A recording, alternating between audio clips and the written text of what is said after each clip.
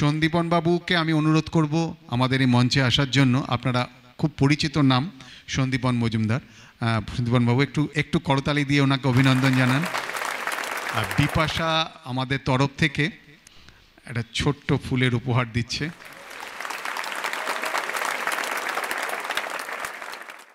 আমরা আজকে শুরু করছি সন্দীপন বাবুকে সিকিম সম্বন্ধে কিছু আমাদের অভিজ্ঞতা দান করার জন্য। আসুন। নমস্কার। প্রথমেই উপস্থিত সুধীবৃন্দ যারা উপস্থিত হয়েছেন তাদেরকে ধন্যবাদ জানাই। শ্রদ্ধেয় অতনুদা, অনেকদিন পরে দেখা হলো, খুব ভালো লাগছে। আর এলিগেন্ট ট্যুরসকে বিশেষভাবে ধন্যবাদ জানাবো, তারা আমাকে আমন্ত্রণ জানিয়েছেন আপনাদের সঙ্গে এই সব বেড়ানোর গল্প শেয়ার করে নেবার জন্যে। আগের দিন কাশ্মীর নিয়ে অনেক গল্প হয়েছে, আজকে পালা সিকিমের। তা আমি চেষ্টা করব যে সিকিম সম্পর্কে কিছু কথা বলার, এবং অবশ্যই ওনারা একটা ইন্টারেক্টিভ সেশন রেখেছেন, মানে আপনাদের যদি কোনো জিজ্ঞাস্য বা কিছু থাকে সেটা বক্তব্যের পরে আমাকে করতে পারেন, আমি চেষ্টা করব যথাসাধ্য জানানোর। সুখিম লিম্বু ভাষায় এর অর্থ হলো নতুন ঘর। তা প্র্যাকটিক্যালি বাঙালি পর্যটকের কাছে সিকিম তো নতুন ঘর বটেই। প্রতিবেশী রাজ্য, একেবারে ওভারনাইট জার্নি ট্রেনে করে চলে যাওয়া যায়, ফ্লাইটে গেলে তো সেদিনই পৌঁছে যাওয়া যায়, খুবই কাছাকাছি। এবং সবচাইতে বড় কথা হচ্ছে যে পর্যটন কোথায় বিকশিত হবে তার পেছনে কতগুলো জিনিস খুব জরুরি। একটা হচ্ছে সেখানকার রাজনৈতিক বাতাবরণটা খুব জরুরি।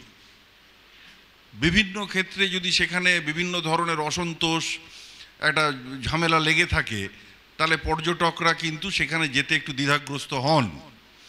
এবং এটা দীর্ঘদিন ধরে সিকিমে যাওয়ার ফলে বা দেখার ফলে এটা বলতে বাধা নেই যে বিভিন্ন ধরনের উপজাতি সিকিমে তো আছে, মঙ্গর, রাই, লেপচা, নেপালিজ, বিভিন্ন ধরনের তাদের, এবং ভীষণভাবে তারা শান্তিপূর্ণভাবে সহাবস্থান যাকে বলা যায়, এটা বলা যেতেই পারে।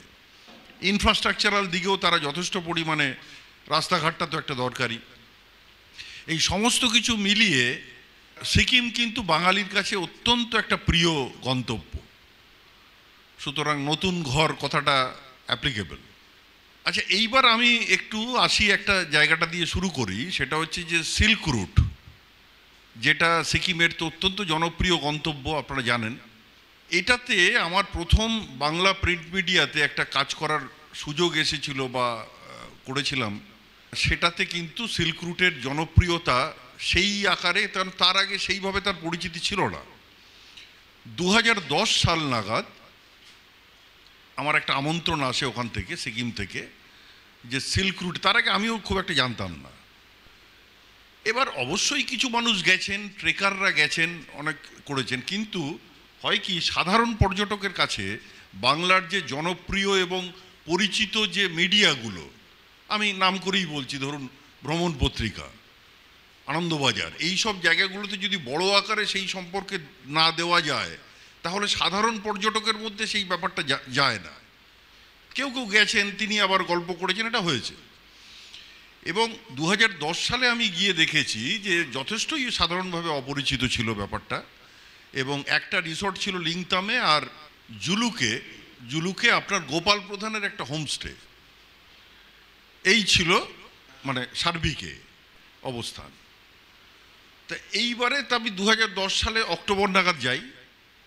গিয়ে আমি প্রথমেই একটা, যেহেতু বুঝতে পারি যে এটা নতুন জায়গা বা এটার একটা বিরাট সম্ভাবনা রয়েছে, এতগুলো লেক রয়েছে গোটা রুটটাতে। আপনার কুপুপ লেক, যেটা জলঢাকা নদীর উৎস, আরেকটু এগিয়ে গিয়ে বাবা মন্দিরের ওখান দিয়ে কাট করে যে রাস্তাটা যাচ্ছে মেমেঞ্চো লেক, যেটা ধরুন রংপো নদীর উৎস, দুটো লেক। তারপর লুংথুং, ওখানে জিগজ্যাগ ওয়েতে প্রায় অনেকগুলো জায়গা দেখা যায় রাস্তা, সেরকম একটা দুর্দান্ত। এবং কাঞ্চনজঙ্ঘাকে আপনি একদম ঘাড় উঁচু না করে সোজাসুজি দেখতে পাচ্ছেন, লুংথুংয়ের একটা ম্যাসিভ হাইট থেকে, টুকলা ভ্যালি থেকে। সুতরাং এর একটা বিশ্বের সর্বোচ্চ গলফ কোর্স। চমকে উঠেছিলাম দেখে কুপুপের ওখানে যে লাসা এখান থেকে কত এক্স্যাক্টলি মনে করতে হয় 422 কিলোমিটার বা এরকম কিছু, অ্যারো দিয়ে। ওই ইয়াং হাজব্যান্ডস ট্রেল সবাই জানেন, এটা একটা ঐতিহাসিক ব্যাপার। সেই সময় তারা এই পথে লাসায় গিয়েছিলেন, অ্যারো দেওয়া আছে।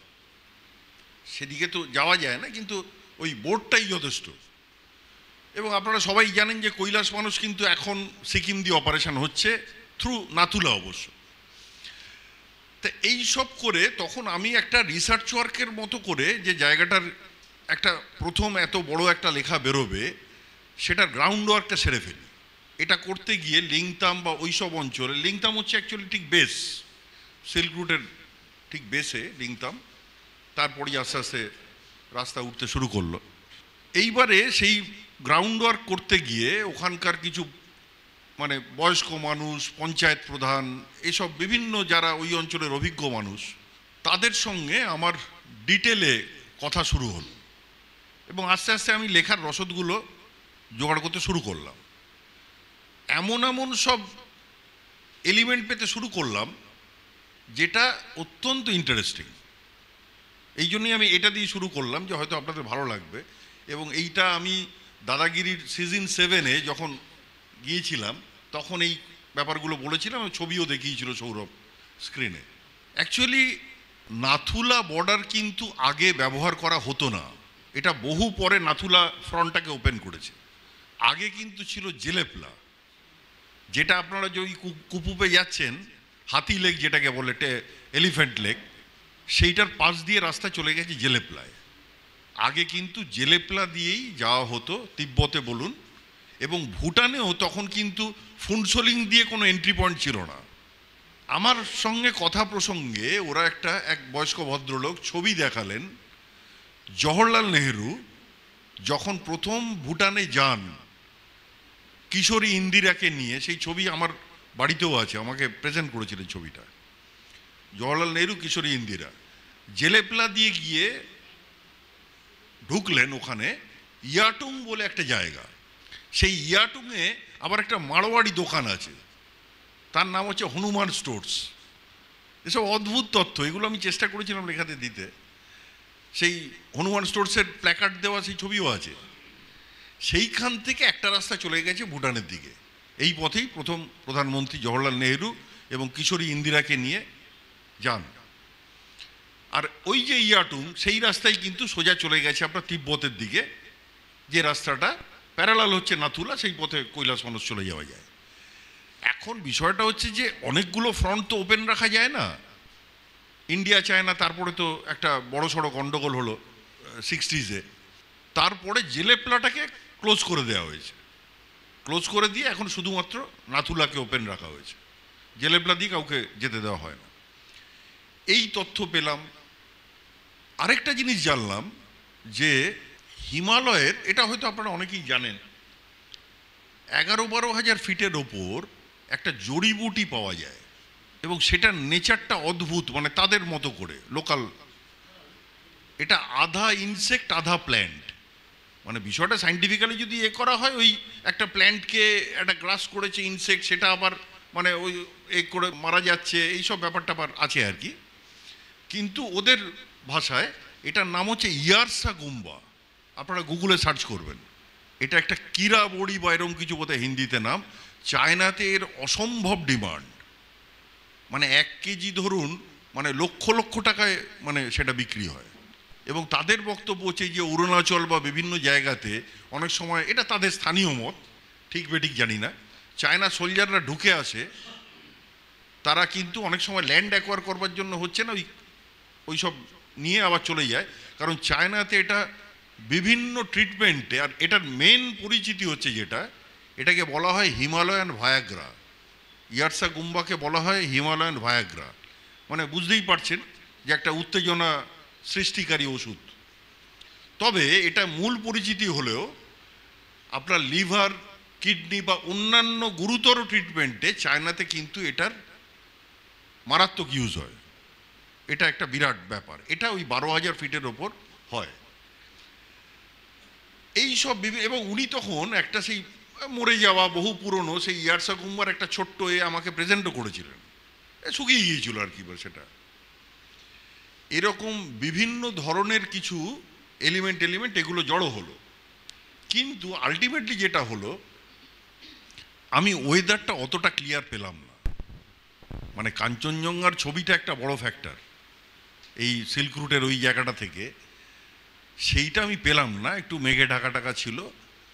তখন আমি একটু হেজিটেশন এলো যে প্রথম একটা বড় প্রচ্ছদ কাহিনী হতে যাচ্ছে, এটাতে যদি কোনো রকম অঙ্গহানি হয়, কারণ এটা ম্যাসিভ আকারে এবং সেটা ঘটলো, ওটা একটা ম্যাসিভ হিট হয়েছিল। 2011 মার্চে লেখাটা বেরিয়েছিল। তখন আমি ওদেরকে বললাম যে দেখুন আমি সব এলিমেন্টগুলো নিয়ে গেলাম, কিন্তু আমার মনে হচ্ছে ছবির জন্য আরেকবার আসতে হবে। আবার আমি গেলাম জানুয়ারি মাসে, এইবার ক্লিক করে গেল। এবার এলিমেন্ট আমার কাছে নেওয়া ছিল লেখার, আর একদম ঝকঝকে ওয়েদার, এই সব দুটো মিলিয়ে 2011 মার্চে লেখাটা বেরোলো সিকিমের রেশম পথে। সেটাই প্রথম বাংলা প্রিন্ট মিডিয়াতে বড় আকারে প্রচ্ছদ কাহিনী এই ধরনের বড় মাপের পত্রপত্রিকায়, এবং সেটা একটা মারাত্মক একটা মানুষের একটা আগ্রহের কারণ হলো। তারপর ধীরে ধীরে মানুষ যেতে শুরু করলেন, তারপরেও আমি লিখেছি পুজো গাইড বা বিভিন্ন জায়গাতে, কিন্তু সেটাই সূত্রপাত। এখন তো বুঝতেই পারছেন সেটা এতটাই জনপ্রিয় যে সিকিমে গেছেন আর সিল্ক রুট যাননি, এটা তো খুব একটা হয় না। এবং ওপর নিচ মিলিয়ে বোধহয় 250-300টা হোমস্টে বা হোটেল। প্রথমবার যেটা একটা খুব মজার একটা ঘটনা বলি, এইবার তখন তো আর সেরকমভাবে কিছু নেইটেই, এবার গোপাল প্রধানের একটা হোমস্টে বানিয়ে বসে আছে। কখনো কখনো ট্রেকাররা সেখানে যান টান, কিন্তু সেইভাবে তো সাধারণ পর্যটকরা তখনও যাচ্ছেন না, স্বাভাবিক ফাঁকাই পড়ে আছে। তিনি কোনোভাবে খবর পেয়েছেন যে কলকাতা থেকে কেউ একটু লেখালেখির জন্য আসছেন এরকম একটা ব্যাপার, মানে যারা নিয়ে গেছেন তাদের মাধ্যমেই হয়তো খবর পেয়েছে। এবার আমি যখন গিয়ে পৌঁছলাম তখন সন্ধ্যেবেলার দিকে গোপাল প্রধান এসে হাজির। ওই আমি উঠেছিলাম সিল্ক রুট রিসর্টে লিংতামে। এবার গোপাল প্রধান এসে হাজির, তিনি আমাকে খাদা পরিয়ে, জানেন সিকিমে বা বিভিন্ন এখানেও হোমস্টেতে ওটা একটা অভিবাদন করবার একটা ওদের রীতি, খাদা পরিয়ে আমাকে অভিবাদন করলেন। করে ওনার আবদার যেটা হলো, আবদারই বলবো, মানে অনুরোধ বা আবদার যাই হোক, ওনার ওখানে একটা রাত আমাকে কাটাতে হবে ওনার হোমস্টেতে। মানে ওনার ধারণা হয়েছে যে ওনার হোমস্টেতে একটা রাত কাটালে ওনার হোমস্টের ব্যাপারেও লেখালেখি হবে, স্বাভাবিক হবে সেটা। এবং এই যখন কথা হয় তখন ওখানে ওদের যে ঐতিহ্যগত যে ব্যাপার ট্যাপার সেটা উনি দেখলাম করেই এসছেন।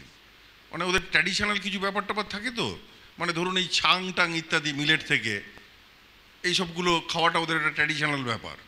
সে খেয়ে মোটামুটি তিনি রসস্থ হয়েই এসছেন আর কি। তা এই অবস্থায় কথা এগোচ্ছে।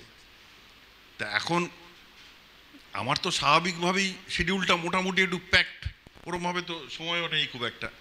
তা সেটা যারা নিয়ে গিয়েছিলেন তারা জানালেন। তাতে করে তিনি এবার স্বাভাবিকভাবে ছাঙেরও তো একটা এফেক্ট থাকে, তিনি বেজায় খেপে গেলেন এবং তিনি একটা কুকরি নিয়ে এসেছিলেন, মানে ওদের সঙ্গে থাকে, মানে কুকরি বার করে ওইখানেই মারপিট হয়ে যাবে এরকম একটা ব্যাপার। তাই যারা নিয়ে গিয়েছিলেন তারা কোনো রকমে তাকে শান্তটান্ত করে যে না ঠিক আছে, কালকে দাদা হয়তো থাকতে পারবেন না, একবার যখন জুলুকে যাবে তখন তোমার হোমস্টেতে অবশ্যই একবার যাবেন, উনি একটু চা কফি ব্যবস্থা করো, এই বলে টোলে পরের বার নিশ্চয়ই তোমার ওখানে আসবেন। এই করে তাকে একটু শান্তটান্ত করা গেল। এবং পরের দিন যখন আমি গিয়েছিলাম তখন ওই কথা রাখার জন্যে আমাকে তার হোমস্টেতে যেতে হয়েছিল। এটা মজার একটা ঘটনা বললাম। তা এখন তো জুলুকে জানেনি যে প্রচুর হোমস্টে লজ ইত্যাদি হয়ে গেছে। তো এই সিল্ক রুটের দেখুন মানে বাঙালি পর্যটকের কতটা মানে তাদের ভালোবাসা বলুন বা আগ্রহ বলুন। 2017 সালে মানে এই ঘটনার 6 বছর পরে আমি হি পাতাল বলে একটা জায়গা আপনারা জানেন, সেটা ওয়েস্ট সিকিমে হি বার্মিও কালুক এই অঞ্চলটাতে সর্বোচ্চ যে পয়েন্টটা, মানে কালুক রিনচেংপং এগুলোর কথা আপনারা জানেন, সেখানে হি গ্রামের উল্টো দিক দিয়ে যে রাস্তাটা, আমি এইগুলো বলার মাধ্যমে কিন্তু এক একটা জায়গাতে ঢুকে পড়ছি, মানে একটা গল্পের মাধ্যমে আসছি ঠিকই, কিন্তু এই জায়গাগুলো আমি একটু ছুঁয়ে যাচ্ছি।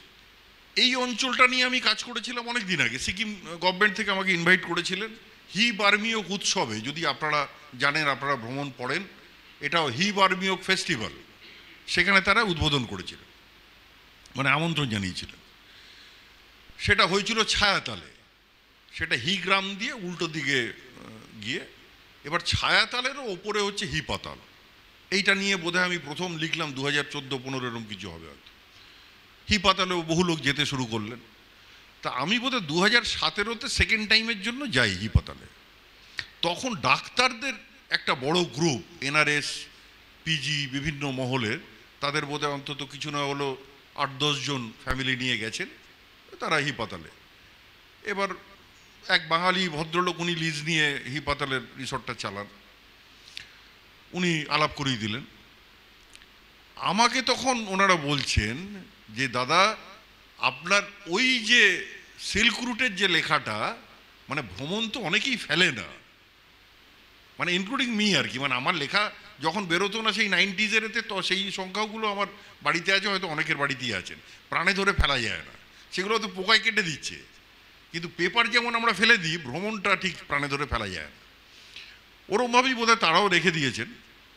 এই 2011 সালের সেই লেখা পড়ে আমরা 6 মাস আগে সিল্ক রুটে ঘুরে এলাম, এবং এতটাই তারা কি বলবো, মানে সিনসিয়ার পাঠক।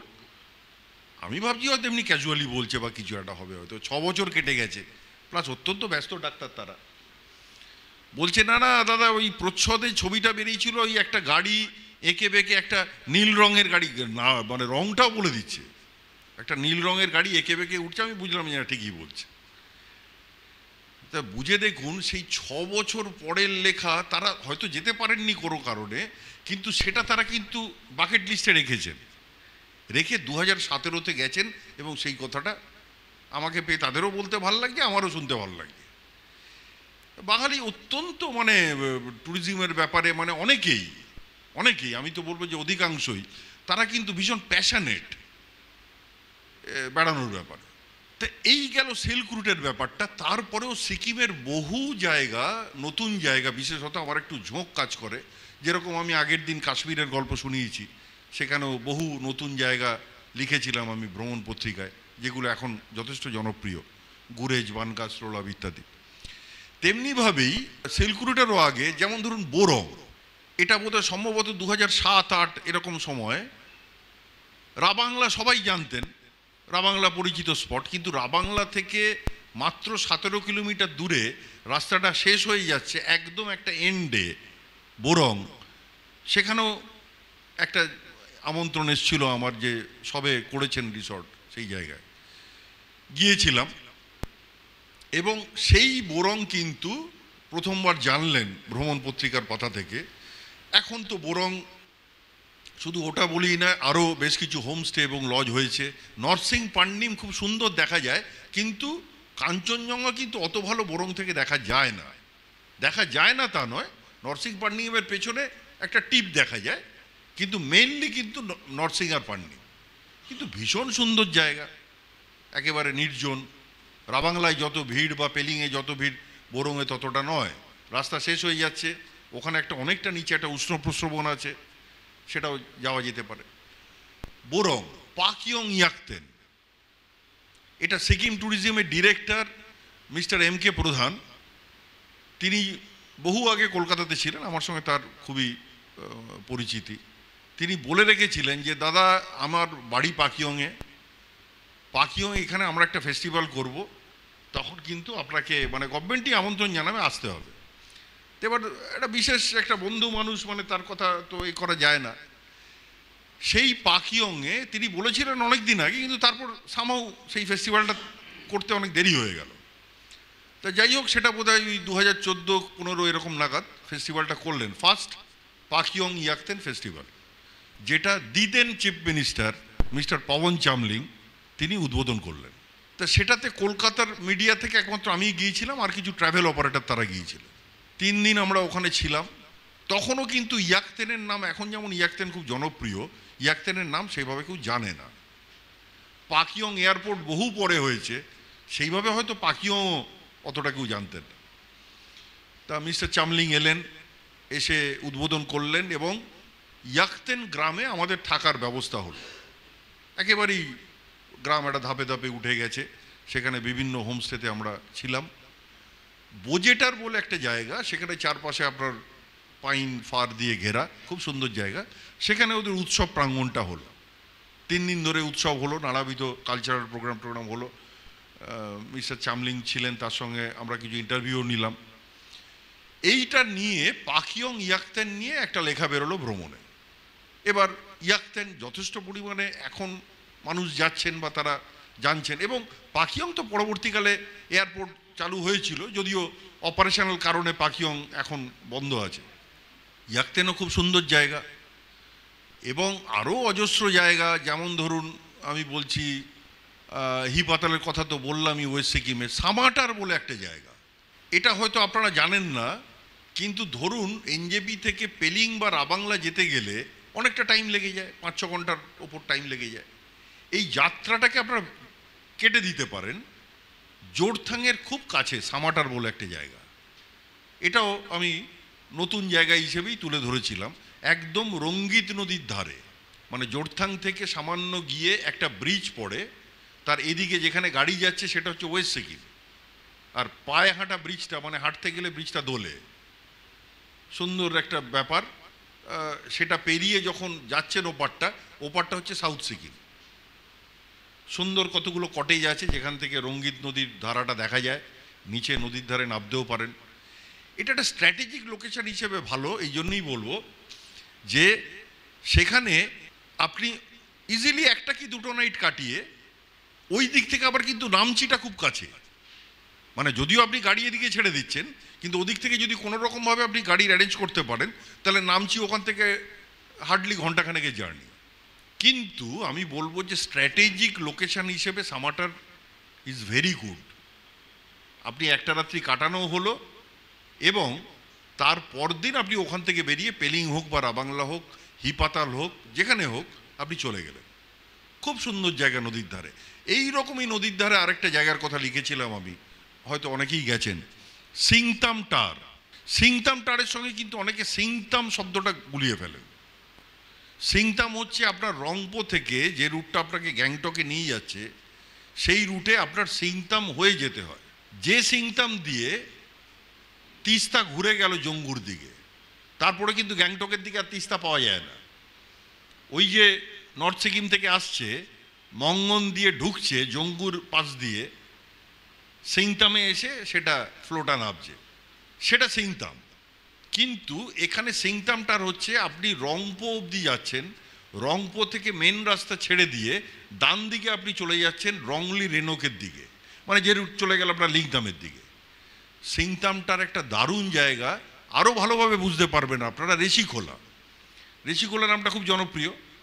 ঋষিখোলার ঠিক অপোজিটটাই হচ্ছে সিংতামটার, মানে ঋষি নদীর ধারে ঋষিখোলা। এবার ঋষিখোলাতে অনেক সময় কি হয়, ওই কিছু কিছু ক্ষেত্রে একটু হেঁটে যেতে হয় গাড়ি ছেড়ে, এইসব একটা ব্যাপার ট্যাপার আছে। সিংতামটারে কিন্তু সেই প্রবলেমটা নেই। সিংতামটার সিকিমে সরাসরি গাড়ি ঢুকে যাচ্ছে একদম লজের পাশে, এবং ওখান থেকে সামনেই আপনার ঋষি নদী। অনেক সময় ওই রবীন্দ্রনাথের কবিতা হাঁটু জল পেরিয়ে চলে যাই ওপারে, সেখানে শিশু গাছের তলায় বই পড়ি ইত্যাদি, ক্যামেলিয়া থেকে বলছি। সেই জল খুব বেশি থাকে না, পেরিয়ে ওপারে চলেই যাওয়া যায়। সেটাও কিন্তু একটা খুব সুন্দর জায়গা নদীর ধারে, সিংতাম টার।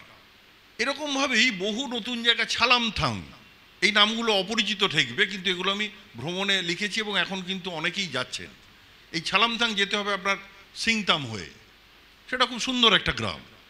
আরেকটা খুব ভালো জায়গা দেখেছিলাম, কিন্তু সেখানে এখনও ট্যুরিজমটা কেন জানি না সেইভাবে ডেভেলপ করেনি।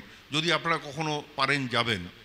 গ্যাংটক থেকে আপনারা কাঞ্চনজঙ্ঘা হয়তো নিশ্চয়ই দেখেছেন, কিন্তু গ্যাংটক থেকে যখন আপনারা যাচ্ছেন টুয়ার্ডস নর্থ সিকিম, কিছুটা গেলে তাসি ভিউ পয়েন্ট বলে একটা ভিউ পয়েন্ট পড়ে, খুব বিখ্যাত। তাসি ভিউ পয়েন্ট, হনুমান টক, গণেশ টক, এগুলো হচ্ছে গ্যাংটকের সাইট সিইংয়ে দেখানো হয়। তাসি ভিউ পয়েন্টের উল্টো দিকের যে রাস্তাটা কাট করেছে, মানে নর্থ সিকিমের রাস্তাকে ছেড়ে, সেই রাস্তা ধরে সামান্য কিছুটা এগোলে একটা জায়গা পাবেন, তার নাম হচ্ছে পাংথাং। গ্যাংটক থেকে আদৌ বেশি দূরত্বের নয়, হার্ডলি ধরুন কত লাগবে, 40 মিনিট, 35-40 মিনিট লাগবে। এই পাংথাং কিন্তু একটা দারুণ জায়গা, চারপাশে জঙ্গল টঙ্গল ইত্যাদি তো রয়েছে। পাংথাং থেকে কাঞ্চনজঙ্ঘার ভিউটা কিন্তু দুর্দান্ত, মানে আমি বলবো যে গ্যাংটকের থেকেও অনেকটাই ভালো। কিন্তু আনফর্চুনেটলি পাংথাংয়ে বোধহয় একটা মাহিন্দ্রা ক্লাব রিসর্ট বা কিছু একটা বড় সড়ো একটা কিছু হয়েছে, সেইভাবে আপনার হোটেল বা দুটো বোধহয় হোমস্টে চালু হয়েছে, এখনও কিন্তু সেইভাবে লোকজন মানে অতটা জানেন না বা যান না। এমনও হতে পারে অনেকে গ্যাংটকে ভিড়ভাট্টার জন্য অতটা পছন্দ করেন না, এমজি মার্গের ভিড়। তার জায়গায় যদি, এটা বুঝতেই পারছেন 0.5 ঘন্টা 40 মিনিটের জার্নি, কিছুই নয় প্রায়। এখানে থাকলে কাঞ্চনজঙ্ঘার লুকটাও বেশি ভালো, এবং সেখান থেকে আপনার এমজি মার্গে আসতে তো বেশি সময় লাগবে না। এগুলো আমি বলছি স্ট্র্যাটেজি হিসেবে, এগুলো আপনারা মাথায় রাখতে পারেন, ভবিষ্যতে যখন আপনারা যাবেন আপনারা এইগুলো কাজে লাগাতে পারেন। এইভাবেই কতগুলো জিনিস কোনটা হওয়া উচিত বা হওয়া উচিত নয় সেই ব্যাপারে আমি কতগুলো পরামর্শ, যেহেতু এখানে খোলাখুলি কথা হচ্ছে, কতগুলো জিনিস একটু ভুলভাবে চলে, সেটা হয়তো আমরা পর্যটকরা সেইভাবে ব্যাপারটা ঠিক জানি না, বা কিন্তু সেগুলো কিছু কিছু ক্ষেত্রে সমস্যা ডেকে আনে। এইগুলোর ব্যাপারে কিন্তু একটু ওয়াকিবহাল থাকাটা খুবই জরুরি।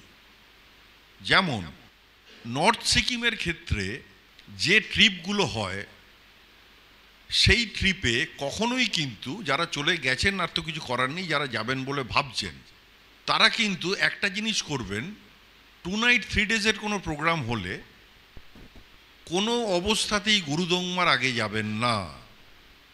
এটা আমার অনুরোধ বলুন, এটা আমার পর্যবেক্ষণ বলুন। অনেক ক্ষেত্রে গ্যাংটকের অপারেটররা এই জিনিসটা করে থাকে, তার পেছনেও তাদের কিছু মানে নিজস্ব চিন্তা রয়েছে, সো দ্যাট তারা যদি শেষে ইউমথাংটা করেন, লাচুং থেকে তারা একটু তাড়াতাড়ি গ্যাংটকে ঢুকে পড়তে পারবেন, এইসব চিন্তাগুলো কাজ করে। এটার সঙ্গে কিন্তু ট্যুরিস্টের, সাধারণ পর্যটক যারা এই উচ্চতায় গিয়ে অভ্যস্ত নন, তাদের শারীরিক সমস্যার কিন্তু কোনো সম্পর্ক নেই। এবার আমি যখন বলবো, আমি তো ট্যুর অপারেটরের মানে ওখানকার যারা ট্যুর অপারেটর তাদের হিসাব মতো বলবো না। আমি চাইবো না কোনো পর্যটক ওখানে অসুস্থ হয়ে পড়ুন, তাকে সেই পরামর্শটা দেব, তারপরে যদি তিনি না পারেন সেটা তো তার ব্যাপার। এইবার আমি একটু বুঝিয়ে বলছি যে কেন বললাম কথাটা। বহু আইটি সেক্টরের ইয়াং ছেলেপুলে, মানে তাদের বয়সও বেশি নয়, আমি শুনেছি এরকম ঘটনা, তাদের হাতে সময় কম, তারা হয়তো ইউমথাং প্ল্যানেই রাখেনি, এটাও হয়েছে। গ্যাংটকে এলেন, গ্যাংটকে এসে ফ্লাইটে নামলেন বাগডোগরায়, সরাসরি চলে গেলেন গ্যাংটক, পরের দিন সকালে গাড়ি ফিক্স করে সোজা লাচেন 9000 ফিটের ওপর। তারপরের দিন চলে গেলেন Gurudongmar lake, 17,800 massive height, 17,800 feet Gurudongmar lake. Height acclimatization বলে একটা শব্দ আছে, আমরা বিজ্ঞানকে কোনো অবস্থাতেই অস্বীকার করতে পারি না, বা করাটা উচিতও নয়। আমি করে দিলাম বা কেউ অনেকে এইভাবে হয়তো করে দিয়ে কোনো অসুবিধে, বিষয়টা এরকম নয়। বডির যে ব্লাড সেলগুলোর সঙ্গে কিন্তু মানিয়ে নিচ্ছে না শরীর সেই উচ্চতার সঙ্গে। বহু লোক, তারা এমনকি ইয়াং লোক ওখানে অসুস্থ হয়ে পড়েছে, গুরুতর অসুস্থ হয়ে পড়েছে। মাথা টিপটিপানি ইত্যাদি যেগুলো জানেন আপনারা হাইট সিকনেসের ক্ষেত্রে, মাথা টিপটা এগুলো তো থাকেই। এইটা অনেকটাই আপনারা কমিয়ে আনতে পারবেন যদি আপনারা প্রথমে লাচুং হয়ে ইউমথাংটা যান। কারণ কি, লাচুংয়ে যাচ্ছেন আপনি অ্যারাউন্ড 8,000 ফিট, ইউমথাংয়ের হাইট হচ্ছে 11,800 ফিট, মানে 12,000-এর তলায়, এবং ওই দিকে আপনার অনেক গাছপালাও রয়েছে লাচুং টাচুংয়ের দিকে। এবার আপনি ধীরে ধীরে হাইটটাকে মানিয়ে নিতে পারছেন। এইবার আপনি ইউমথাংয়ে থেকে, ওখান থেকে আপনি ইউমে সামনাং গেলেন 0 পয়েন্ট, তার মানে কি ধীরে ধীরে আপনার বডিটা অ্যাক্লিমেটাইজ হয়ে যাচ্ছে। এইবারে যখন আপনি ফিরে এসে, চুংথাং হচ্ছে একটা কমন পয়েন্ট। যখন আপনি নর্থ সিকিমের দিকে যাচ্ছেন, যারা গেছেন জানেন, কাবি, ফোদং, মঙ্গন, সিঙ্গিক হয়ে চুংথাং একটা বড় মিলিটারি বেস আছে। চুংথাং থেকে কিন্তু এটা জানবেন তিস্তা নদীর যে শব্দের উৎপত্তি কিন্তু চুংথাং থেকে। এই যে তিস্তা নদী, তিস্তা নদ আমরা বলি,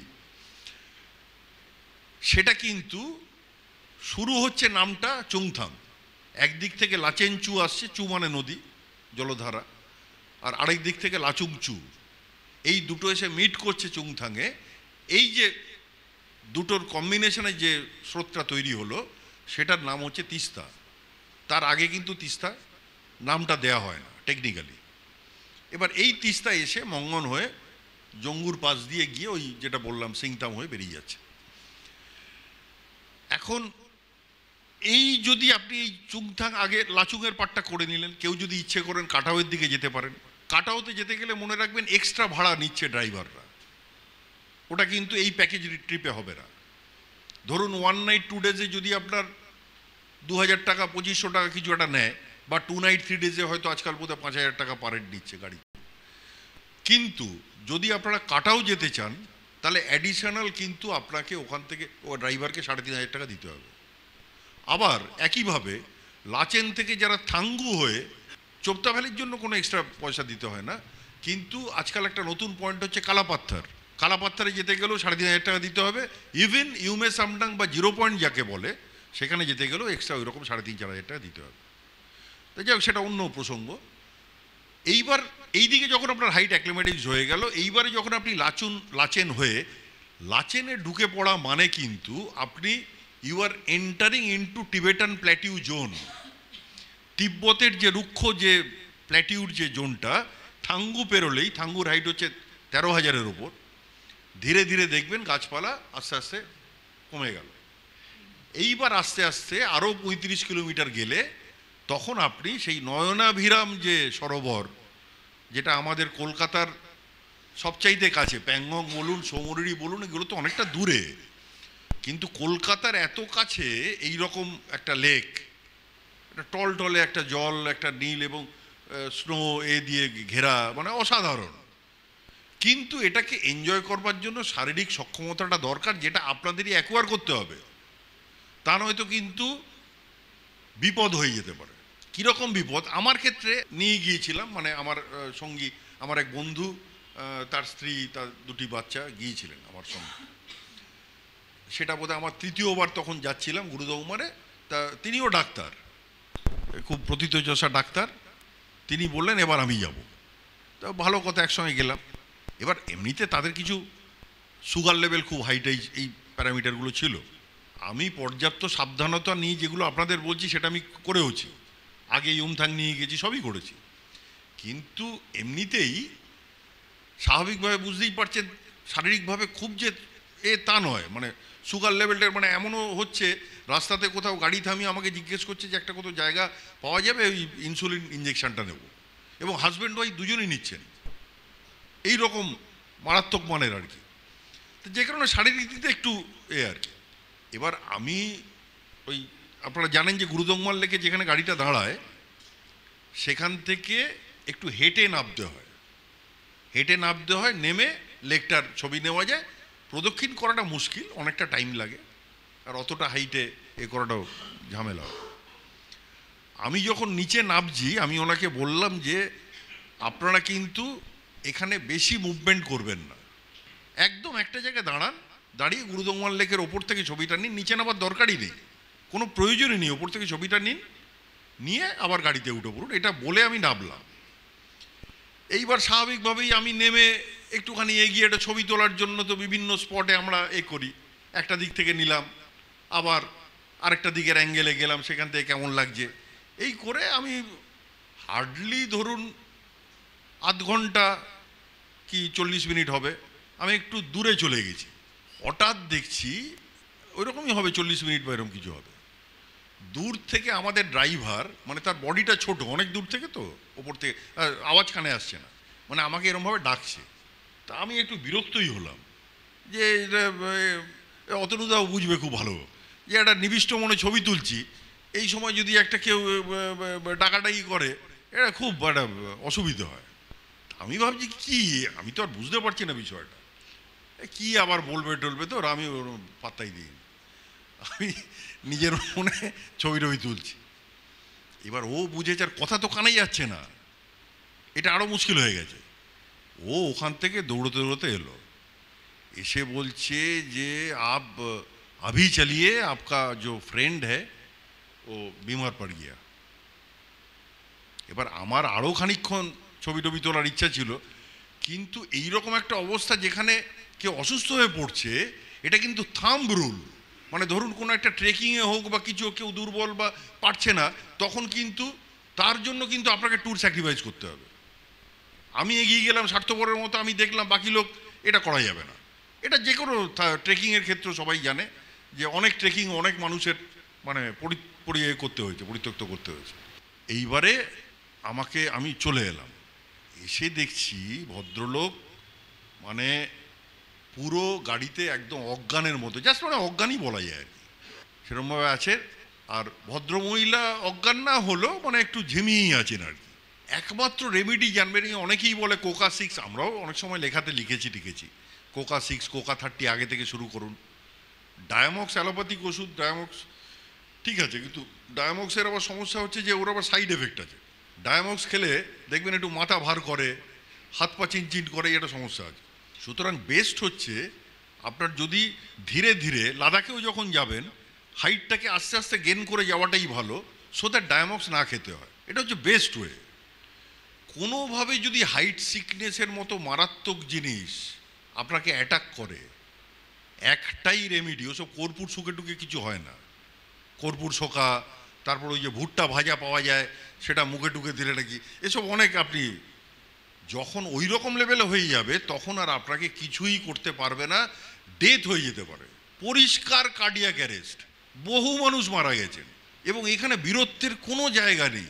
এভারেস্ট যে জিতেছে মানে ক্লাইম্ব করেছে, বহু লোককে শুনেছি মানে এমনি লোকজন, এই তো আমি অমুক জায়গায় গেছি, অমুক হাইট, আমার কিছু হবে না।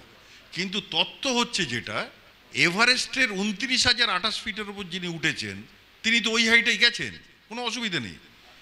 তিনি 21 থেকে 22,000 ফিটের উপর অন্য একটা কোনো ট্রেকিংয়ে গিয়ে তিনি মারা গেছেন। তার মানে কি, ওই বিশেষ দিনে আপনার শারীরিক সক্ষমতা কেমন থাকবে, আপনার ফিজিক্যাল কি কন্ডিশন, তার উপর আপনি কতটা হাইট গেন করে অ্যাক্লিমেটাইজ করেছেন, এখানে কিন্তু মানে কোনো রকম ওই দেখানোর কোনো জায়গা নেই যে আমি অনেক করেছি বা আমার অনেক এক্সপিরিয়েন্স। একটাই উপায় যেটা বলছিলাম, অন্তত 2 থেকে 3,000 ফিট আপনি ইমিডিয়েটলি গাড়িকে নামিয়ে দিন। এটা গাড়ি থাকলে সুবিধা, কিন্তু যদি ট্রেকিংয়ে এরকম হয় তাহলে তো সেটা মুশকিল। আপনারা জানেন নেপাল বা বিভিন্ন জায়গাতে সেখানে কোনো গাড়ি ঢুকছেই না। আপনি এভারেস্ট বেস ক্যাম্পে যখন যাচ্ছেন ট্রেকিংয়ে, কোথায় গাড়ি, তখন হেলিকপ্টারে ইভ্যাকুয়েট করতে হবে, সে মারাত্মক তারা ভাড়া নিয়ে নেয়। কিন্তু এখানে যেখানে আপনার গাড়ির স্কোপ আছে, আপনি কোনো দিকে তাকাবেন না, কোনো হেজিটেট করবেন না, মানুষের জীবন সবার আগে, ইমিডিয়েটলি গাড়িকে অন্তত 2 থেকে 3,000 ফিট নামিয়ে দিতে হবে। এই ধরুন 3 থেকে 4,000 ফিট নামিয়ে দেওয়ার পর একটা অত্যাশ্চর্য জিনিস আপনারা দেখতে পাবেন, একটা ম্যাজিক দেখতে পাবেন, যে সেই লোকটাই আপনাকে বলবে যে কি দরকার ছিল, এটা তো আমি তো ঠিকই আছি। সে আচমকা পুরো ঠিক, মানে সে বুঝতেই পারবে না যে তার কি হয়েছিল। ওনার ক্ষেত্রেও তাই হলো। উনি প্র্যাকটিক্যালি, আমি সামনে এরিতে বসেছিলাম, আমার পাশে আমার ঘাড়ে, সেটা এখনও মজা করে বলেন যে আমি তো সন্দীপন বাবুর ঘাড়ে মাথা দিয়ে আমি কাটিয়ে দিলাম, এরকম একটা ব্যাপার। আর না, সে তো বটেই, সেটা কিছু করার নেই। সেটা ওই অচেতন অবস্থায় যখন আমি নামিয়ে দিয়ে থাঙ্গু অবধি টেনে নিয়ে চলে এলাম, তারপরে থাঙ্গুতে এসে একটা জায়গায়, তখন উনি অনেকটাই সুস্থ, একটু চাটা খাওয়া হলো, তখন উনি পুরোপুরি সুস্থ বোধ করছেন, আর কিচ্ছু নেই। কিন্তু ওইখানে কিন্তু আরেকটু যদি দাঁড়ানো হতো তাহলে কিন্তু ওনার যা ফিজিক্যাল যা গন্ডগোল, কার্ডিয়াক অ্যারেস্ট হয়ে যেতে পারত। সুতরাং এইটাই বলার অর্থ যে এইরকম যখন হাইটে লাদাখেও যখন যাবেন, এই জিনিসগুলো মাথায় রাখবেন যে ধীরে ধীরে মানে শরীরকে সহাতে যান, তাহলে কিন্তু এই বিপর্যয়গুলো হবে না। এই যে ধরুন লাদাখের একটা যেটা এখন সবচাইতে উঁচু পাস আর কি, উমলিংলা, 19,300 ফিট। অনেকে বলছে যে আমি তো গেলাম, গিয়ে সিগারেট খেলাম। পাশে সিগারেট টিকেট খাওয়া উচিতই না, অসুবিধে হয়। কিন্তু এখন এইগুলোতে আরও লোকে বিভ্রান্ত হয়ে পড়ে, যারা হয়তো অতটা এবিলিটি নেই, তার আছে, তিনি সহ্য করতে পারলেন, তিনি অসুস্থ হয়ে পড়বেন। এই সমস্যাগুলো হয়। কিছুদিন আগে একটা ফেসবুকে লেখা পড়লাম, শ্রীনগর থেকে ট্রেনে গাড়ি বেরিয়ে, মানে প্র্যাকটিক্যালি তারা জানেন না, এটা ট্যুর অপারেটরের ভুল ছিল, কার্গিলে না থেকে চলে গেছে আপনার ওই কী নাম, মুলবেগ চাম্বা।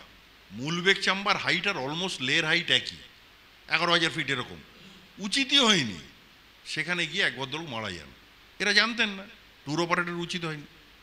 সুতরাং সিকিমে ফিরে আসি আমি, যখন আপনারা নর্থ সিকিমে যাবেন এইটা একটু পালন করবেন কাইন্ডলি। কিছু ভুলভাবে ট্যুর অপারেশন হয়, সেটা আপনারা কিন্তু আগে থেকেই ট্যুর অপারেটরের সঙ্গে কথা বলবেন যে আমরা কিন্তু আগে গুরুদংমার যাব না, পরিষ্কার ব্যাপার, আমাদের মতো করে ট্যুর সাজাতে হবে, আমরা লাচুং থেকে আগে ইউমথাং ইউমে সামনাং করবো, করে আমরা গুরুদং, এইটা তাদেরকে বলুন, তখন তারা মেনে নেবেন। আচ্ছা, এবার সিল্ক রুটের কথায় আছে, এখানেও আরেকটা গুরুত্বপূর্ণ জায়গা আছে। এই যে সিল্ক রুট, প্রথম আমার খারাপ লাগে যে পরবর্তীকালে দেখি যে মানুষজনের এই ব্যাপার, আমি চেষ্টাও করেছিলাম অনেক, কিন্তু আজকাল হয়েছে কি জানেন তো, মানে অসাধু কিছু লোকজন তারা বিজনেস এতে এমনভাবে তারা কিছু কিছু ক্ষেত্রে নিজেদের ব্যাপারটা চাপিয়ে দেয়, সেটাতে কিছু সাকাম করে যায়, এমনকি অ্যাডমিনিস্ট্রেশনও তারাও কিছু করে উঠতে পারে না, টোটাল একটা চক্র কাজ করে। এই যে ধরুন, আমাকে একটা জিনিস বোঝান, নাথাং ভ্যালিতে রাত্রিবাসের কি প্রয়োজনীয়তা আছে? মানে আমি তো কিছু খুঁজে পাই না। আমি এতবার ওখানে গেছি, নাথাং ভ্যালি থেকে কি কাঞ্চনজঙ্ঘা ভালো দেখা যায়? আমি কোথায় থাকবো যেখানে আমার টাকাটা ওয়ার্থ? যেমন ধরুন, আমি বলছি যে যদি কেউ কষ্ট করে থাকতে চান, আমি তাকে অ্যাডভাইস করবো লুংথুংয়ে থাকুন। সিল্ক রুটের ট্র্যাজেক্টরি আপনাদের নিশ্চয়ই জানা আছে, লিংতাম থেকে বেরিয়ে পদমচেন, জুলুক হয়ে থাম্বি ভিউ পয়েন্ট। এই যে জুলুক, জুলুক নামটা এমন একটা জনপ্রিয় হয়ে গেছে যেন মনে সেটা সুইজারল্যান্ডের একটা কোনো পরেই আর কি। জুলুক থেকে কিন্তু কাঞ্চনজঙ্ঘা মোটেও দেখা যায় না, একদমই দেখা যায় না। বরঞ্চ জুলুকে যে হোমস্টে বা লজের লোকের ব্যবহার সম্পর্কে নানাবিধ কমপ্লেন আছে। ধরুন, আপনি যদি জুলুকে 2 নাইট থাকতে চান, সাপোজ কেউ আছে না যে একটু থাকবো কি আছে, পরের দিন আপনি লাঞ্চ পাবেন না। অদ্ভুত ঘটনা, মানে ওরা প্যাকেজ স্টাইলে চলে, বুঝলেন তো। রাত্রিবেলা ট্যুরিস্ট ঢুকছে, তাদের একটা ইভিনিং স্ন্যাক্স দেবে, ডিনার ব্রেকফাস্ট তাড়িয়ে দাও, আবার ফ্রেশ ট্যুরিস্ট আসবে। এবার দুপুরের ব্যবস্থা কিছু নেই, লাঞ্চে যদি বলেন তারা বিরক্ত হবে, মানে আবার তাদের নতুন করে এসব করতে হবে, এইরকম গোছের ব্যাপার। আর জুলুক থেকে কাঞ্চনজঙ্ঘা দেখা যায়ও না। ঠিক আছে, তাও জুলুকে কেউ থাকতে পারেন, বা আমি বলবো আরও ভালো হয় যদি পদমচেনে থাকেন। পদমচেনটা জুলুকের থেকে আরেকটু নিচে, সামান্য নিচে। আর টোটাল যে সিল্ক রুটের এই স্প্যানটা আমরা যাই, এটার লেংথ কতটা? কিছুই নয়, ধরুন হার্ডলি 60 থেকে 65 কিলোমিটার। আমরা ধরুন লাদাখ বলুন বা বিভিন্ন জায়গায় এক এক দিন আমাদের গাড়ি কত চলে, অনেকটা চলে, 120 কিলোমিটার 100 কিলোমিটার তো মুভ করি। তা একদিকে 60 গিয়ে আমি একদিকে 60 ফিরে আসতে পারবো না। সুতরাং লিংতাম থেকে যাত্রা শুরু করে সিল্ক রুটের যে পয়েন্টগুলো, লুংথুং, কুপুপ, টুকলা ভ্যালি, বাবা মন্দির, এই দেখে আবার লিংতামে ব্যাক করা যায়, অথবা ওখান থেকে নাথুলা ছাঙ্গু ভ্যালি দেখে, এই ছাঙ্গু লেক দেখে গ্যাংটকে নেমে আসা যায়। কিন্তু তার পারমিশনটা করাতে আলাদাভাবে, রংলি থেকে কিন্তু নাথুলার পারমিশন দেয় না, ড্রাইভারকে আলাদা টাকা পয়সা দিলে করে দিতে পারে। এটার জন্য কত টাইম লাগে? এইখানে একটা অসাধুতা শুরু হয়েছে, 2 নাইট 3 ডেজের একটা সার্বিক প্যাকেজ তৈরি হয়ে গেছে। আমি হতবাক, মানে এটা কি করে সম্ভব? ঠিক আছে, এবার ধরুন আমরা অনেক সময় কেউ কেউ আছেন যে বিভিন্ন পাহাড়ি গ্রামে থাকতে চান, ভালো লাগে তার, এখানে আমার কিছু বলার নেই। কিন্তু সার্বিকভাবে যারা জায়গাটা দেখতে চাইছেন তাদের ক্ষেত্রে এটা কোনো রিকোয়ার্ড নয়। আমি তর্কের খাতিরে ধরে নিলাম একটা নেট উনি থাকুন, পদমচেন হোক বা জুলুকে থাকুন, থেকে আপনার কতক্ষণ লাগবে যেতে একদম এন্ড পয়েন্ট অবধি, বাবা মন্দির অবধি? কিছুই না, ছবি তুলুন, লাঞ্চ করুন, সব করেও তো আপনি ফিরে আসতে পারবেন। এইবার নাথাং ভ্যালিতে কেন থাকতে বারণ করছি, এই অজ্ঞানতাগুলো অনেক সময়, যেটা এই নর্থ সিকিমের ক্ষেত্রে বললাম, ভয়ঙ্কর ঘটনা ডেকে আনতে পারে। 13,000 ফিটের ওপর নাথাং ভ্যালির হাইট, ছেলে খেলা কথা। 13,000 ফিট কি ছেলে খেলা ব্যাপার? সেখানে যেখানে থাকার জায়গা, সেখান থেকে কাঞ্চনজঙ্ঘা কিছুই দেখা যায় না। কাঞ্চনজঙ্ঘা দেখতে গেলে মেন রাস্তায় আসতে হয়, তাও কাঞ্চনজঙ্ঘার টিপটা অল্প কিছুটা দেখা যায়। আরেকটু এগিয়ে গিয়ে টুকলা ভ্যালি বলে একটা জায়গা পড়ে, সেখান থেকে আপনি পরিপূর্ণ কাঞ্চনজঙ্ঘা দেখতে পাবেন। তাহলে আমার যখন মানে কোনোভাবেই আমি কাঞ্চনজঙ্ঘা দেখতে পাচ্ছি না, আমি কেন 13,000 ফিটের উপর থাকবো? এইবার কি ঘটছে দেখুন, লোকাল ড্রাইভাররা আমাকে অনেক সময় বলছেন যে দাদা আপনাদের এখানকার এই ট্যুরিস্টরা কেন যে নাথাং ভ্যালিতে থাকছে আমরা বুঝতেই পারছি না, আমরা লোকাল লোক, আমাদের এখানে এসে মাথা টিপটিপ করছে, আমরা পারলে ভেগে যাই এখান থেকে, তারা আমাকে বলছে। এইবার রাত্রিবেলায় ধরুন বয়স্ক লোককে নিয়ে গেছে, বয়স্ক বাবা মাকে নিয়ে তো অনেকেই যান, ছোট বাচ্চা, সেখানে রাত্রিবেলা বৃষ্টি টিষ্টি হয়েছে, অক্সিজেন লেভেল ম্যাসিভ ড্রপ করে গেছে, এমনকি ডেথ টোল পর্যন্ত হয়েছে, সেই ঘটনা আমার কানে এসছে, মারা গেছে নাথাং ভ্যালিতে। তা এই যে বিপদের ঝুঁকি নিয়ে, এবার ওই ধরুন রাত্রিবেলাতে কারো কার্ডিয়াক অ্যারেস্ট হলো 12টা একটার সময়, তখন কি সম্ভব কোনো গাড়িকে ডেকে? সে ড্রাইভারকে আপনি খুঁজেই পাবেন না, আপনি যে নিচে নিয়ে যাবেন কোথাও নিয়ারেস্ট কোনো জায়গাতে পাবেনই না। নাথাং ভ্যালিতে থাকার কোনো যৌক্তিকতা নেই। আপনি পদম চেনে থাকুন, জুলুকে থাকুন যদি থাকতে চান, তারপর আপনি সকালবেলা বেরিয়ে সিল্ক রুটের পুরোটা বাবা মন্দির অব্দি তো যাবেন, দেখে চলে আসুন, বা ওদিকে গ্যাংটকে নেমে যান, হয়ে গেল সিল্ক রুটের ব্যাপার। Don't stay at Nathang valley. এটা এমন কিছু জায়গা নয়, এটা একটা অসাধু চক্র, ওইখানে একটা ব্যবসার জন্য কিছু ব্যাপারটা চলছে। আমি অনুরোধ করব যে অহেতুক শারীরিক সমস্যা ডেকে আনবেন না, ভালোভাবে এনজয় করুন, করে চলে আসুন। এই দুটো জায়গা নিয়ে আমি বললাম, যেখানে খানিকটা ট্যুর অপারেশন একটু গণ্ডগোলভাবে হচ্ছে, সেটা আমাদের একটু সচেতন থাকার দরকার আছে। বাকিগুলো তো প্লেজেন্ট ট্রিপ, আপনারা জানেন।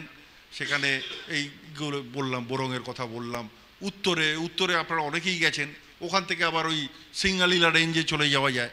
আর যারা একটু উত্তরেতে থাকবেন তারা ওই ট্রাউট সেন্টারের ওখান দিয়ে কিছুটা ধরুন 4-5 কিলোমিটার হেঁটে আপনার ওখানে একটা মেন বাস ফলস আছে, একদম জঙ্গলের মধ্যে হিডেন ফলস, অনেকটা ওপর থেকে বিশাল একটা জলধারা নামছে, খুব সুন্দর, ওটাও দেখতে পারেন।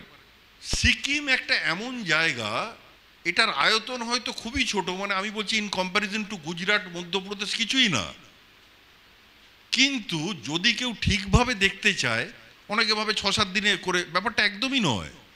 ঠিকভাবে যদি আপনি সবকটা জায়গার উপর দেখতে চান, আপনার হয়তো 20 দিনও যথেষ্ট নয়, একবারে যাওয়া সম্ভব না, আমরা পারিও না, আমাদের ছুটি ছাটা অনুযায়ী আমরা যাই, আমরা বারে বারে যেতে হয়। কিন্তু আমি বলছি ডিফারেন্ট জোন আছে। অনেকে আবার যেটা ভুল করেন, সিকিমে এতগুলো দেখার জায়গা আছে, তারা কিভাবে জানি দার্জিলিং পাহাড়ের সঙ্গে এটাকে ট্যাগ করেন। এও আমার কাছে একটা অদ্ভুত লাগে যে প্ল্যানিংটা যদি যথাযথ না হয়, ধরুন দার্জিলিংয়ে থাকলাম, দার্জিলিংয়ের দিকে যদি আমি যাই, তাহলে দার্জিলিং, কালিম্পং, কার্শিয়াং, দাওয়াই পানি, লেপচা জগৎ, এই জোনটাতেই থাকি, আমি জোন চেঞ্জ কেন করব? তাতে তো আমার শারীরিক সমস্যা, দৌড়দৌড়ি করতে হবে, গাড়ি ভাড়া বেশি পড়বে। সিকিম যখন যাব, আমি সিকিম ভালোভাবে করার চেষ্টা করব, সো দ্যাট আমার ফিজিক্যাল এটাও থাকে, কমফোর্টটাও থাকে, এবং জায়গাটার প্রতি আমি জাস্টিস করতে পারি। একদিকে দার্জিলিং, তারপরই চলে গেলাম গ্যাংটক, এইগুলো আসলে কি ব্যাপারটা হয়তো কারোর মুখ থেকে শুনেছেন, কিন্তু নিজে যদি তারা একটু স্টাডি করেন বা দেখেন, আমার ধারণা তারা নিজের প্ল্যানিংটা নিজেই করে নিতে পারবে। আর আমাদের লেখাগুলো তো রয়েইছে, ভ্রমণ, আনন্দবাজার, বিভিন্ন জায়গাতে যে দিনের পর দিন লিখেছি, বা এই জায়গা, এই লেখাগুলো তো তাদের কাছে আছে। একটু যদি তারা সময় করে দেখেন, আমার মনে হয় তারা নিজেরা সাজিয়ে নিতে পারবে। সুতরাং এইভাবে আপনারা করুন। সিকিম খুব সুন্দর একটা শান্তিপ্রিয় জায়গা, বিভিন্ন ফেস্টিভ্যাল হয় অনেক সময়, সেখানে আপনারা সেই ট্র্যাডিশনাল ব্যাপারগুলো তারা দেখতে পাবেন, তাদের লোকাল খাবার দাবার, বিশেষ করে ফেস্টিভ্যালগুলোর যেটা ব্যাপার, যে সব কটা ট্রাইবের এক একটা করে তাদের ট্র্যাডিশনাল হাট হয়, তাদের মতো করে, ধরুন লিম্বু, রাই, মাঙ্গার, লেপচা, এদের সব আলাদা আলাদা যেরকম ওদের হয় সেরকম হাট হয়। তার মধ্যে গেলে দেখতে পাবেন ওরা যে জিনিসগুলো খাচ্ছে সেইগুলো বিক্রি হচ্ছে, সেই তারা যেভাবে চিকেন রোস্ট করছে বা কোনো করছে বা সেগুলো করছে, সেগুলো আপনারা খেতে পারেন। এটা টোটাল মানে তাদের যে কালচারটা, এটা অ্যাট এ গ্ল্যান্স আপনারা দেখতে পাবেন এটা তাদের ফেস্টিভ্যালগুলোতে। আরেকটা দারুণ তথ্য, যে সময়ে দাঁড়িয়ে আপনাদের সঙ্গে সিকিমের তথ্য শেয়ার করছি, এটা একটা খুব ইউনিক ইয়ার, কারণ সিকিম আগে রাজাদের, আপনারা সকলেই জানেন, চগিয়াল রাজাদের আয়ত্তে ছিল। 1975-এ কিন্তু ভারতের মূল এর সঙ্গে সিকিমের সংযুক্তিকরণ ঘটে। সেই হিসেবে এটা কিন্তু সেটার সেলিব্রেশনের 50th ইয়ার, 50তম বছর, এবং তারা অলরেডি সেই সেলিব্রেশনের শুরু হয়ে গেছে, সারা বছর চলবে সেই সেলিব্রেশন। এটা কিন্তু একটা সত্যি একটা দারুণ ব্যাপার এই মুহূর্তে সিকিমে, কারণ ওখানে অলরেডি বর্ষা সেট ইন করে গেছে, রাস্তার অবস্থা যা খবর পেলাম খুবই খারাপ।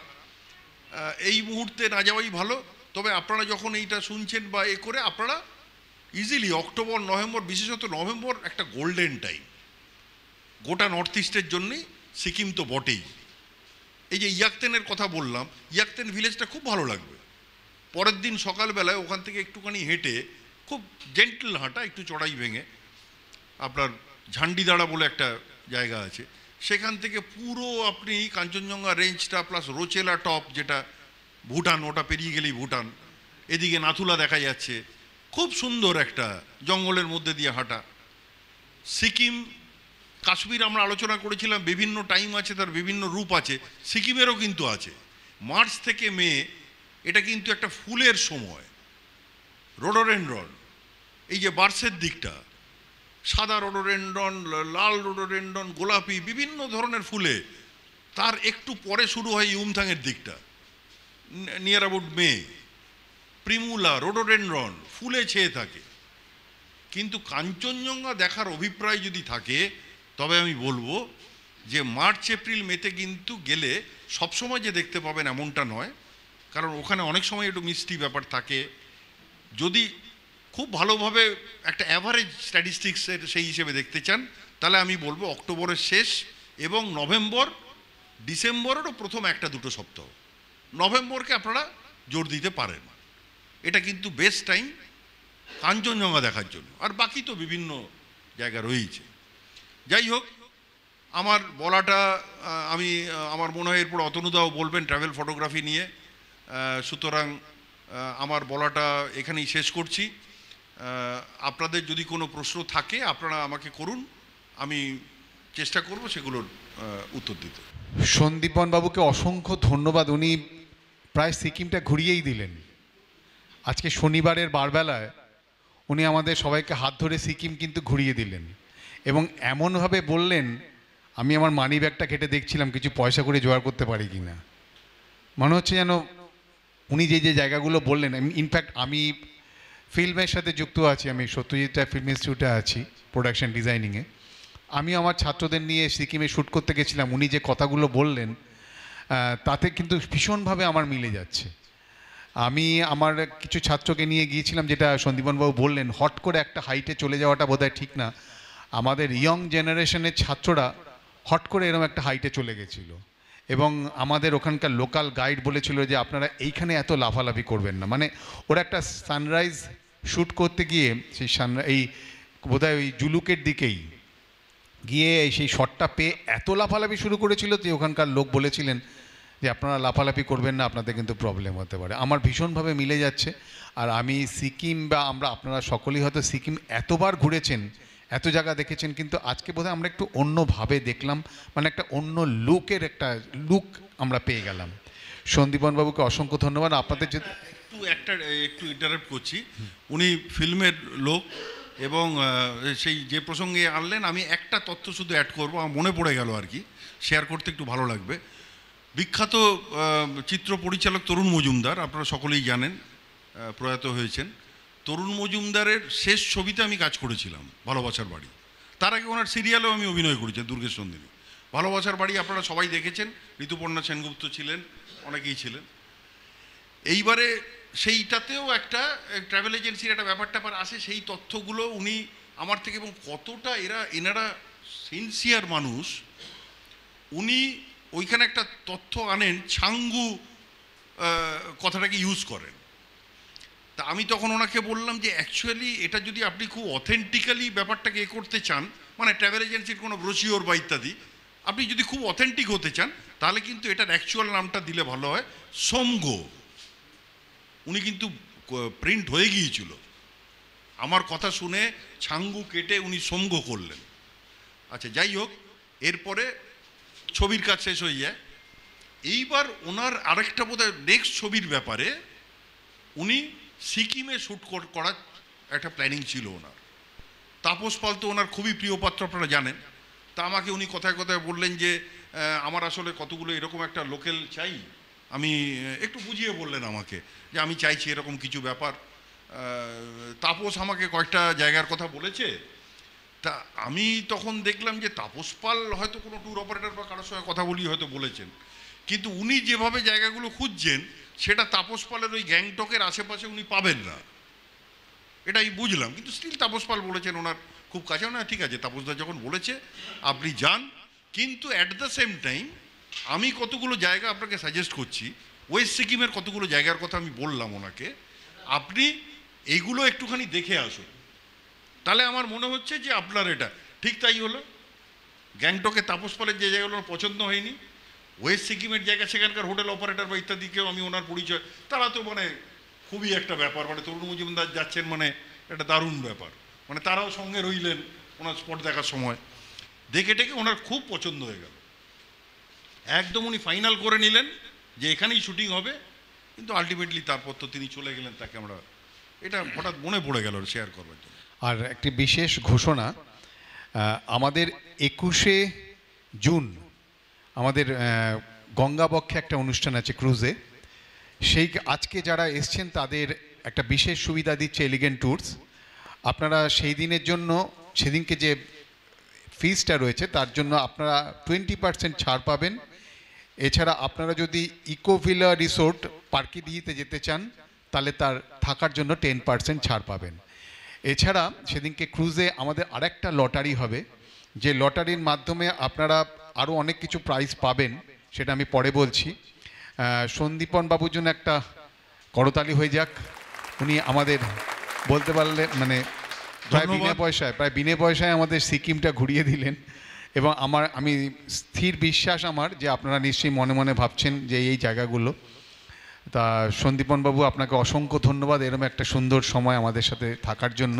আপনাদেরও আমার আন্তরিক ধন্যবাদ জানাই যে আমাকে সুযোগ করে দিলেন, যে আপনাদের সঙ্গে এত সুন্দর একটা সন্ধে এই গল্প করার বা শেয়ার করার আমার অভিজ্ঞতা। অনুপম বাবুকে বিশেষভাবে ধন্যবাদ জানাবো, এবং সেটা মানে আমি খুবই মানে ভালো লাগছে আর কি সবার সঙ্গে এই গল্পগুলো করার জন্য। আর লেখকের সাথে থেকে তার গল্প তো, তার লেখা তো আমরা পড়ি, তার মুখে শোনার অভিজ্ঞতা কিন্তু একটা অন্যরকম। হ্যাঁ, চোখের সামনে তো দীর্ঘদিন কাজ করেছি, এগুলো তো একটা ওই। আচ্ছা, আপনারা সিকিম নিয়ে আর কি কেউ কিছু বলতে চান? আমি মাইক্রোফোনটা দেবো। তার অভিজ্ঞতা জিজ্ঞাসা আছে, কোনো অভিজ্ঞতা আপনাদের, কোনো অভিজ্ঞতা সিকিম নিয়ে? আর কেউ কিছু বলতে চান? আপনি কিছু বলবেন? সন্দীপনবাবু, থ্যাঙ্কস। হ্যাঁ, যে জিনিসটা আমি বলতে চাই, আপনি অনেকগুলো জায়গায় দেখালেন, কিন্তু আমার একটা জায়গা বিশেষ পছন্দের জায়গা। আমি সিকিম, আপনাকে বললাম না আমি সিকিমে 2 বছর ছিলাম। 2 বছর ছিলাম। ইয়াকসাম জায়গাটা আমার এত সুন্দর লাগতো, এবং আমি 2 বার গোচালা জংরি ট্রেক করেছি। হ্যাঁ, অসাধারণ সুন্দর জায়গা। ওখানে তো কাঞ্চনজঙ্ঘা দেখা যায় না, এবার সেই কারণেই সাধারণ পর্যটকরা ওই দিকটায় মারায় না। কিন্তু যারা জংরি বা গোচালা ট্রেক করবেন তাদের তো স্বাভাবিকভাবে ইয়াকসামে যেতেই হবে। অসাধারণ জায়গা, এবং কাবরু নর্থ এবং কাবরু ডোমের মাঝখান দিয়ে যে রাস্তাটা, ওটার যে এক্সপিরিয়েন্স, এটা আমি বলবো সবাইকেই যে যদি কেউ পেলিংয়ে যান এবং হাতে একটু সময় থাকে, তাহলে উনি যেটা বললেন ইয়াকসামটা ঘুরে আসুন। ঠিক আছে, আপনারা হয়তো যদি বা জংরির দিকে নাও যান, ইয়াকসাম খুব সুন্দর একটা জায়গা। ওখানে সিকিমের প্রথম রাজধানী, সেই সিটটাও রয়েছে, সেই পাথরের এটা। এবং একটা জিনিস মাথায় রাখবেন, পেলিং থেকে ইয়াকসাম যাওয়ার রাস্তায় একটা দুর্দান্ত ফলস দেখতে পাবেন। পেলিংয়ের সাইড সিংয়ে তো আপনারা কাঞ্চনজঙ্ঘা ফলস তো পান, কিন্তু ওখানে ফ্যামরং ফলস বলে একটা ফলস আছে, ম্যাসিভ ফলস। সেটার কথা লোকে অতটা জানে না। এটা বিটুইন পেলিং টু ইয়াকসাম। আর আরেকটা জায়গা আমি বলছি, আমি প্রায় যেতাম জায়গাটা, সেটা হচ্ছে রানীপুল দিয়ে উপরে উঠে পাতসাঙ্গা বলে একটা জায়গা। পাতসাঙ্গাটা খুব একটা অফ রুট। হ্যাঁ, আমি আমার মারুতি 800 গাড়ি ছিল তখন, সেই অবস্থায় নিয়ে গেছি, এবং একবার অ্যাক্সেলও ভেঙে গেছিলো যাওয়ার সময়।